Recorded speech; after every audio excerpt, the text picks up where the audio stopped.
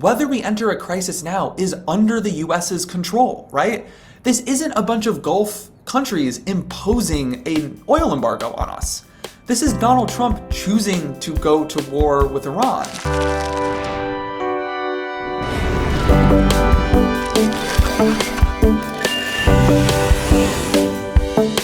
It's Wednesday, March 11th. I'm Jane Coaston, and this is What a Day, the show that says U.S. Special Envoy Steve Witkoff should start working on some new explanations for why we're in Iran, because this answer to CNBC's Sarah Eisen on Tuesday is not going to cut it. On Iran, what do you say to Steve, Americans who, are struggling, they're worried about higher gas prices, higher grocery prices, health insurance, making ends meet, don't want foreign wars, certainly ones that don't have end dates and that risk American lives. What do you say to them about why this is so critical for the U.S. to be doing what it is doing in Iran right now?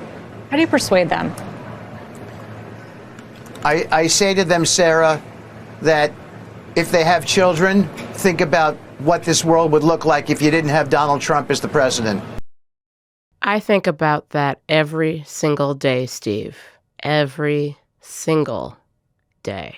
On today's show, one report says at least 20 countries are now militarily involved in the Iran war. And buckle up, because we're headed back to the future. Flying cars are actually, maybe, really happening. But let's start with the economy. In case you haven't noticed, the American economy is not doing so great right now, for a lot of reasons. First, there's oil prices, which have been on an absolute roller coaster since the war began. About 30% of the world's oil comes through Iran's Strait of Hormuz. But the war has essentially brought that to a halt, pushing oil prices and gas prices to their highest levels in years. But according to White House Press Secretary Caroline Leavitt during Tuesday's briefing, we all shouldn't worry. Once the national security objectives of Operation Epic Fury are fully achieved, Americans will see oil and gas prices drop rapidly, potentially even lower than they were prior to the start of the operation. As we mentioned on the show Monday, this is not the first time a Trump official has predicted oil prices will drop soon, using only vibes. But the problems facing the economy are way bigger than the cost of oil. On Friday, the Bureau of Labor Statistics reported that the economy lost nearly 100,000 jobs in February, pushing the unemployment rate up to 4.4%. Even Labor Secretary and allegedly terrible boss, Lori Chavez DeRemer, couldn't sugarcoat things to Stuart Varney on Fox Business Friday. Madam Secretary, 92,000 jobs out in February. Fewer jobs in healthcare, fewer jobs for information services because of AI. The weather hurt things, government employment down. If you add it all up, it doesn't look good for the Trump economy. Yeah, I couldn't agree with you. I think we have to address the fact that this is not a good report in its raw numbers, but we have to also talk about why this possibly has happened, this snapshot in time. Yes, I would love to know why this is happening. What exactly is going wrong with the economy besides everything? And what can we learn from past economic crises to hopefully avoid another one? To find out, I spoke to Rogé Karma. He's a staff writer at The Atlantic and author of the economy-focused newsletter, Work in Progress. Rogé, welcome to What a Day. Thanks so much for having me, Jane. It's great to be here. Last week, the Labor Department delivered some not good news. Its latest employment report shows that the U.S. lost 92,000 jobs in February. Was this drop expected? It wasn't, Jane. There was a pretty strong jobs report in January that the Trump administration folks were touting. February was supposed to be another strong month. This sort of narrative coming from the White House was that, 2025 is behind us, but 2026 is going to be a strong year. And instead, what we saw was, to your point, a loss of 92,000 jobs, the unemployment rate rising to 4.4%, and perhaps even more worrying, there was a round of revisions that came with this jobs report that showed the January number was actually not as strong as we thought. And actually in December, which originally had looked positive, there actually was a net loss of jobs, which made 2025 the year with the highest number of months of negative job growth since 2010. The depths of the Great Recession. Not good numbers if you're the Trump administration or really anyone in America. No, I was jobbing in 2010. It was terrible. 2010 was the era of the PhDs working at Starbucks. Yes, exactly. But why is this happening now? Like, obviously, there's a lot going on with the economy. There's inflation left over from the pandemic, the slate of tariffs, and now rising oil prices with the war in Iran. But I'm sure even that just covers one small slice of what's going on. So the first answer to that question is it's not just now, right? We're only getting these revisions now. But actually, Jane, even of the 180,000 jobs that were added last year, 90% of them were added in the first 3 months of the year. And that should tell you something. In the fourth month of the year is when Trump announced his Liberation Day tariffs. So basically, even of the jobs that were added last year, which again were 1/10 of the jobs that were added the year before, 90% of them were before Trump's announcement of his Liberation Day tariffs. A lot of economists were warning at the time with these liberation tariffs, this is going to create a huge recession. This is going to maybe even create a financial crisis. We're going to get stagflation. And then months and months went by and the numbers all looked just fine. It wasn't the kind of immediate crisis that people were predicting. But I think maybe what we're seeing now is that an immediate crisis, an economic heart attack, was the wrong way to think about the tariffs. Quite possibly a better way to think of them was more like a chronic disease. The effects didn't happen overnight, but they had these really debilitating impacts that have kind of slowly happened over time. And I think what we're seeing now is they get bigger and bigger and bigger and compound. And then when you're staring down a once in 50 year potential oil crisis, that can be the match that lights the tinderbox, so to speak. Of course, the economy is not just the job market, and it's not just tariffs. What are all of the different factors affecting our economy right now, and how are they affecting one another? I think there's a few things that are happening. One is obviously the tariffs, which I think just have caused a huge amount of economic uncertainty. But I think those tariffs were entering into an environment of existing uncertainty. I had a piece that I wrote a little over a year ago. It was before Trump actually took office, and it was called "The Job Market is Frozen." And the premise of the piece was that even though at that point the unemployment rate looked really good, it was about around 4%, that the hiring rate had fallen to its lowest levels since around 2013. Again, around the levels of the Great Recession. And this was a mystery to me. Right? When unemployment's low, usually this means it's a robust, flourishing job market. People are getting hired. So what was happening? And what I heard time and time again was that the economy and the labor market in particular has just been pummeled with one event after another that has caused an extreme amount of uncertainty. You had this huge post-pandemic hiring spree. You remember this, I'm sure, the Great Resignation. Workers were leaving their jobs left and right. Yeah, I was thinking about, like, remember when people were quiet quitting? Exactly. Like, everybody's working 9 jobs or something like that. And now it's, like, at the exact opposite. Yes. Employers, I think, had a lot of scarring from that period.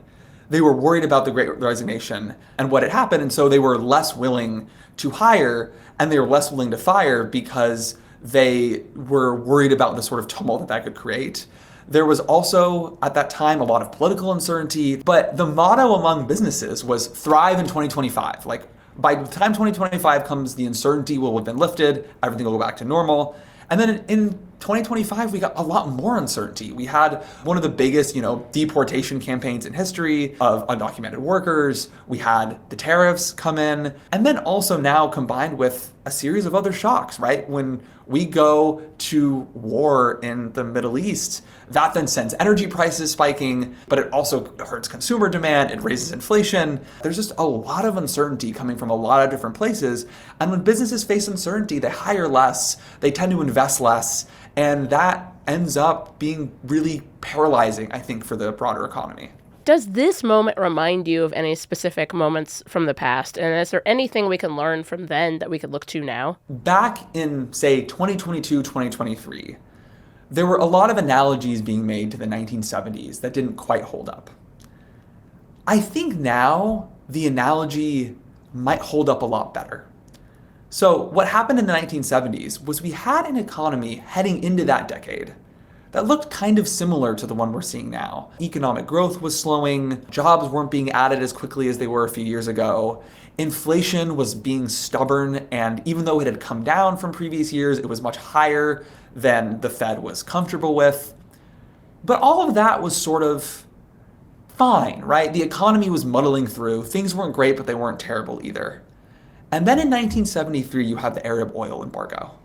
You have all of a sudden a cutting off of supply that sends prices tripling or quadrupling in some instances. People are paying double the rate that they were paying a year or two ago. When the price of oil spikes, that feeds through to so much else in the economy because we use oil in agriculture for things like fertilizer. We use it in manufacturing for things like chemicals and plastics. It's the entire transportation sector runs on oil. It's not just prices at the pump. And so you have the combination of higher inflation. At the same time, people are pulling back, and that creates a recessionary dynamic. And that's what leads to what economists now refer to as stagflation, this nightmarish combination of rising prices and recessionary conditions. And the fact that we have everything that we've talked about here, Jane, slowing economic growth, a weakening labor market, still too high inflation, and now we have on the horizon, right, news of oil going above $100 a barrel for the first time in 4 years, with analysts telling me that if the Strait of Hormuz remains closed, we can end up with $200, maybe $300 barrels of oil. When you're staring down that kind of crisis, all of a sudden the 1970s analogies start biting again. Now, here's what concerns me about that, besides everything you just said. Other than all those little things. All those things. So the problem we have is that the financial crisis of the late 1970s did not lift with the end of the oil embargo. It did not lift with the election of Ronald Reagan. And actually, like 1981 to 1983, America's economy was shit. How did the U.S. get out of that economic situation? And what can we learn to do better this time? So, Jane, the bad news is that the 1980s and the pain of the 1980s, that was the way we got out of the crisis of the 1970s, believe it or not. Right? The response to the 1970s with the high inflation was we need to jack up interest rates. The Fed needs to jack up interest rates so high and cause so much economic pain that people stop spending money and prices end up falling. That was basically our solution for the inflation of the 1970s. And that created basically all those impacts that you talked about. Again, unemployment reached 11% at one point. It stayed high for most of the decade. Reagan said it was morning in America. It was an awful morning if it was morning in America. It was quite bad. No, if you look at the headlines about Ronald Reagan's presidency in like 1983, you would be stunned to learn that he won a landslide the next year. Like, it is bonkers. The bad news is that once you enter one of those inflationary spirals, it is quite bad. And it is almost impossible to get out of it without economic pain, at least according to sort of mainstream economic theory. The good news is that we are not there yet. And the good news is that whether we enter a crisis now is under the US's control, right? This isn't a bunch of Gulf countries imposing an oil embargo on us. This is Donald Trump choosing to go to war with Iran. In a lot of ways, this crisis could end tomorrow if Donald Trump decides to de-escalate in Iran, right? If this crisis continues, right, we're going to see the stock market take huge hits. We're going to see prices in the US go up a lot. I have a hard time imagining we are not going to see a recession and quite possibly a painful one. On the other hand, I don't think it's time to panic yet. Donald Trump, more than anyone, has a good reading of like the political salience of the price of gasoline. He is looking at his approval numbers. He knows they already weren't good. It's hard to imagine him continuing to hold on if things got that bad. Rogé, as always, thank you so much for joining me. Thank you so much, Jane. It's been an absolute pleasure. That was my conversation with Rogé Karma, staff writer at The Atlantic and author of the Work in Progress newsletter. We'll link to his newsletter in our show notes. We're all works in progress, aren't we? We appreciate you sticking with us through all of the insanity of this news cycle. And we've got more of it on the way. But if you like the show, make sure to subscribe, leave a 5-star review on Spotify and Apple Podcasts, watch us on YouTube, and share with your friends. More to come after some ads.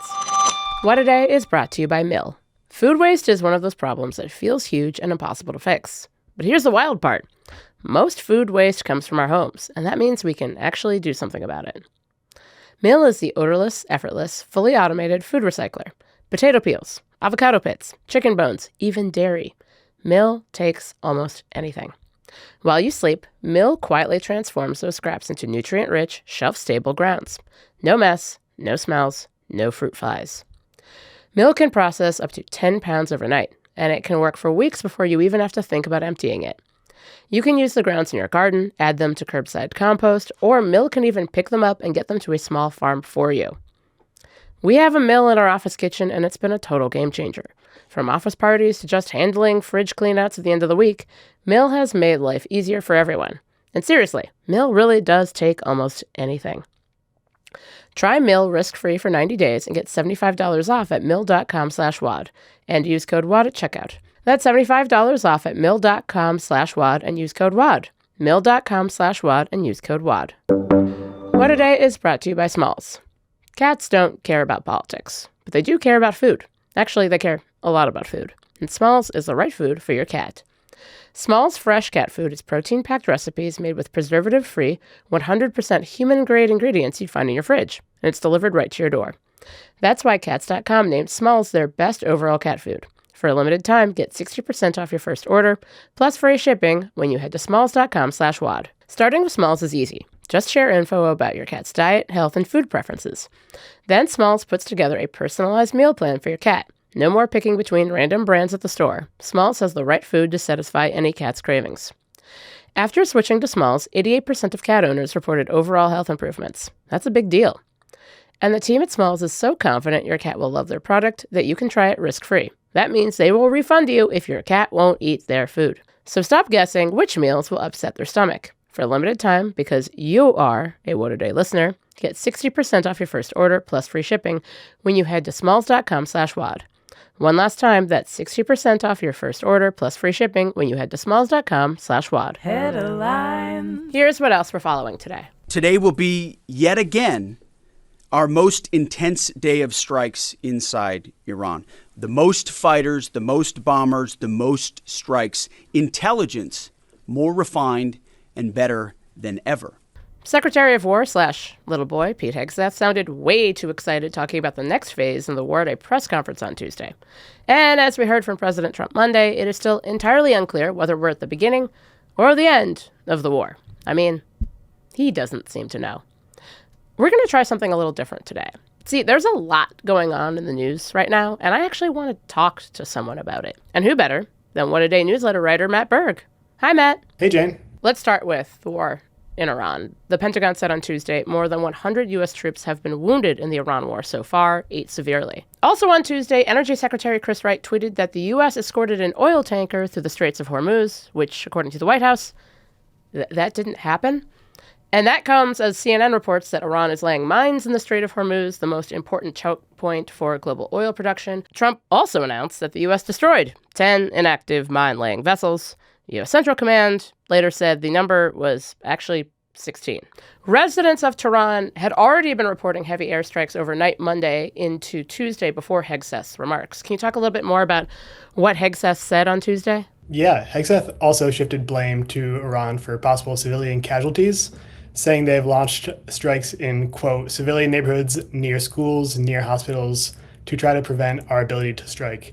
Chairman of Joint Chiefs of Staff General Dan Kane was also at the press conference with Hegseth, and he said the U.S. has hit more than 5,000 targets during the war. Meanwhile, Axios is reporting that at least 20 countries have gotten involved in the war militarily. Most Americans oppose Trump's war in Iran. The numbers range across polling, but support is far lower than for past foreign conflicts, even for our adventure in Libya, for example. The major question for Democratic lawmakers right now, will they support funding for Trump's war in Iran that most people don't like? Hakeem Jeffries wouldn't rule out funding the war on NBC's Meet the Press Sunday, said Democrats will, quote, cross that bridge when we get to it. You spoke with Delaware Democratic Senator Chris Coons on Tuesday. Mm-hmm. One of the first things to know about Coons is that he's one of the most influential Democrats on foreign policy. He serves on the Foreign Relations Committee and has been in Congress for more than a decade. He told me he's opposed to emergency funding right now because he still has a lot of questions that Trump's team has not answered, like how long will this war last? How much will it cost? And how will American troops be protected? I'm going to have a lot of questions I doubt they can or will answer. We haven't been told yet What's the purpose? What's the duration? What's the cost? We haven't had any public hearings. There hasn't been a vote to authorize this war. I would not vote to authorize this war through a supplemental. But I am interested in and will listen to arguments about what's necessary to protect our troops, what's necessary to protect the American people, what's necessary to make sure that we have the resources to meet future contingencies. Matt, can you explain what a supplemental is? It's additional military funding for Congress to approve during any kind of wartime fighting. The Pentagon is spending billions of dollars, already spent about $5.6 billion, I believe, on the war in the first few days. And they need to get more money from somewhere, and they need to get approval from Congress to do that. Trump has delivered very confusing messaging around how close we are to ending the war that many GOP lawmakers have decided isn't a war. On Monday, he told CBS News, quote, "Wrapping up is all in my mind, nobody else's." I'm guessing Senator Coons might not agree? Yeah, he does not agree at all. Many lawmakers have a saying, which is that war is easy to start and hard to stop. Coons, as I said, has been in Congress for a long time. He's been briefed countless times on Iran over the past decade, and he also emphasized the Trump administration's glorifications of its war efforts. Despite the choice by the Pentagon to produce these almost obscene mashups of, sort of grainy drone strike videos with video games, this is not a video game. You can't just unplug it or turn it off when you feel like it. Or as other military leaders in the past have said, the enemy gets a vote. Turning to some domestic news, the Democratic National Committee sued the Trump administration on Tuesday in an attempt to get the government to say whether or not it plans to send federal agents to polling locations during the midterms. You spoke recently with Nevada Secretary of State Cisco Aguilar. The chaos is not helpful. The lack of understanding how elections actually work is not helpful. And when it comes down to it, it's all just a bunch of bullshit. We know that the states are responsible running for elections. It just proves that the states are better situated to run elections. So Aguilar is frustrated in general with Trump's alleged election meddling. That was a separate issue that I'll talk about in a second. But the lawsuit that the DNC filed accuses DOJ, DHS, and the DOD of not providing meaningful responses to 11 Freedom of Information Act requests from October is required by law.